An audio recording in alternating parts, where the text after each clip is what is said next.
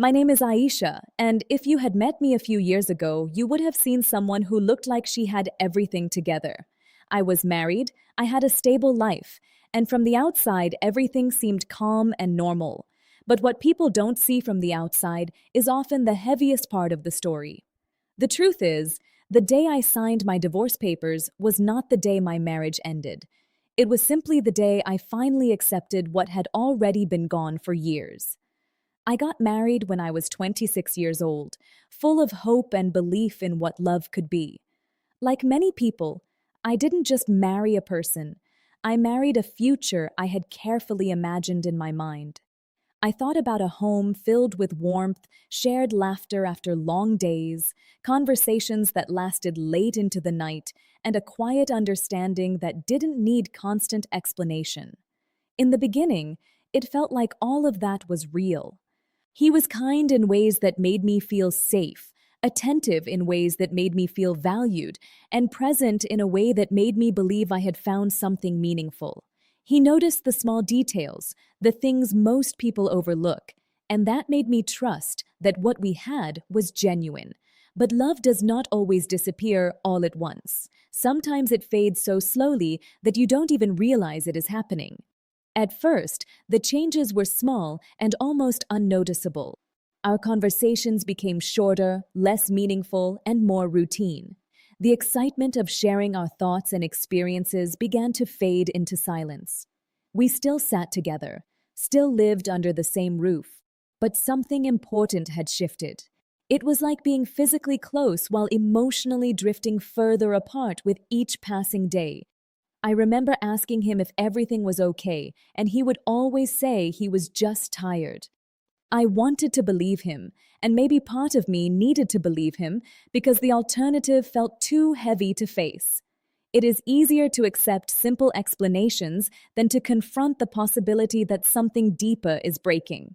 So I stayed quiet and convinced myself that this was just a phase, something that would pass if I gave it enough time. Months turned into years, and without realizing it, we stopped trying. We stopped making the effort to understand each other.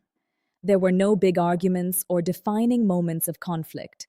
Instead, there was a growing silence that settled between us, a kind of distance that cannot be explained easily but can be felt deeply. It is a strange kind of loneliness, being with someone every single day and still feeling completely alone. You begin to question your own feelings, wondering if you are expecting too much or if this is simply what life becomes over time. During those years, I began to change in ways I did not fully understand at the time. I started questioning myself constantly, wondering if I was the reason things felt so empty. Maybe I talked too much, maybe I expected too much, or maybe I wasn't doing enough to keep things alive. So I began adjusting myself in small, quiet ways. I spoke less, I laughed less, and I slowly made myself smaller in an attempt to fit into a space that no longer felt like it belonged to me. I tried to become easier to live with, easier to understand, easier to ignore.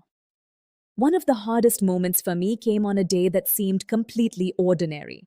I was standing in front of the mirror, getting ready to go out, and for a brief second, I paused. I looked at my reflection, and something felt unfamiliar. It wasn't just physical change, it was something deeper. I realized that I didn't recognize the person I had become. The woman staring back at me looked tired, disconnected, and distant in a way that I had never seen before. That moment stayed with me because it forced me to confront a truth I had been avoiding. I wasn't just losing connection with my partner, I was losing connection with myself.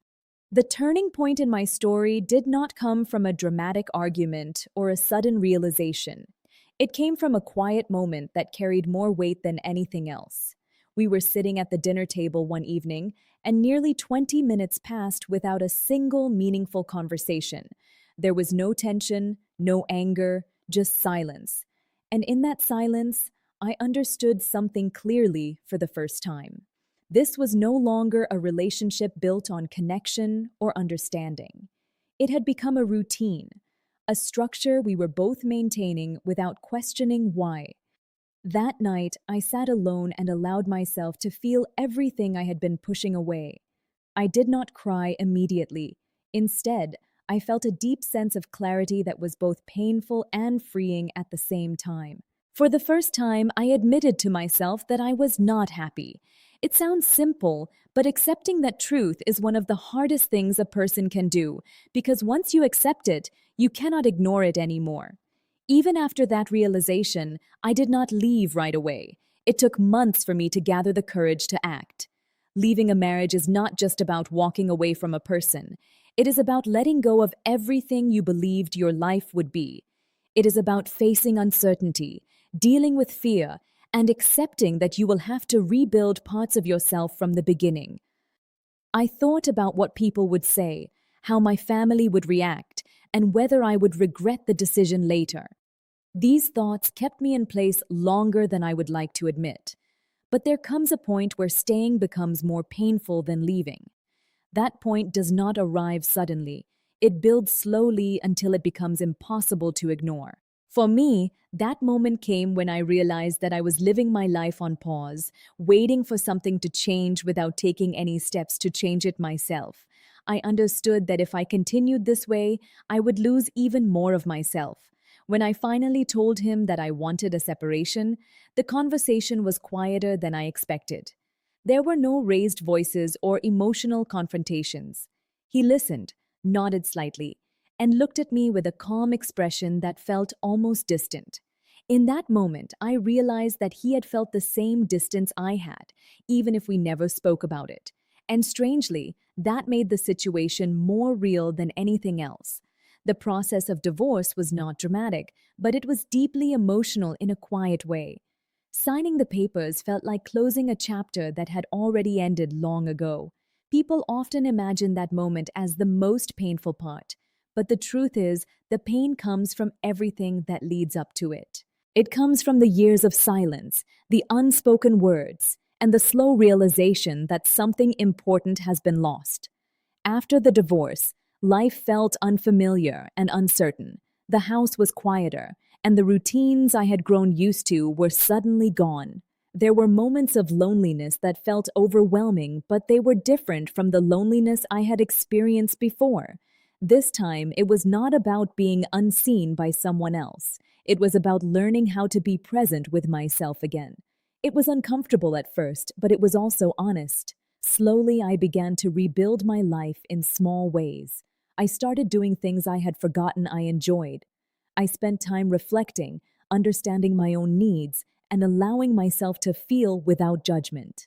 There was no sudden transformation or perfect moment of healing. Instead, there was gradual progress, small steps that added up over time. I learned that healing is not about becoming someone new. It is about rediscovering who you were before you lost yourself. One of the most important realizations I had during this process was that leaving my marriage was not a failure. For a long time, I saw it that way, as if I had given up on something that I should have been able to fix. But over time, I understood that staying in a situation that slowly breaks you is not strength. Real strength is having the courage to choose a different path, even when it is uncertain. Today, when I look back, I do not feel anger or regret. I feel understanding. I understand why I stayed as long as I did, and I understand why I eventually had to leave. Both of those choices were part of my journey, and both taught me something important about myself. I learned that love should not make you feel invisible, and a relationship should not require you to lose who you are in order to maintain it. If you are listening to this and you feel something similar in your own life, I want you to take a moment and reflect honestly. Ask yourself whether you are truly living or simply existing. It is not an easy question, and the answer may not be clear right away, but it is a question worth asking, because your life deserves to be lived fully, not just endured. The day I signed my divorce papers was not the end of my story. In many ways, it was the beginning of a new chapter, one where I chose to listen to myself and respect my own feelings. Walking away was not easy, and it did not solve everything instantly. But it gave me something I had been missing for a long time, a sense of peace and a chance to start again. Looking back now, I realize that I did not just leave a marriage. I returned to myself. And sometimes that is the most important journey a person can take, even if it begins with letting go of something they once believed would last forever.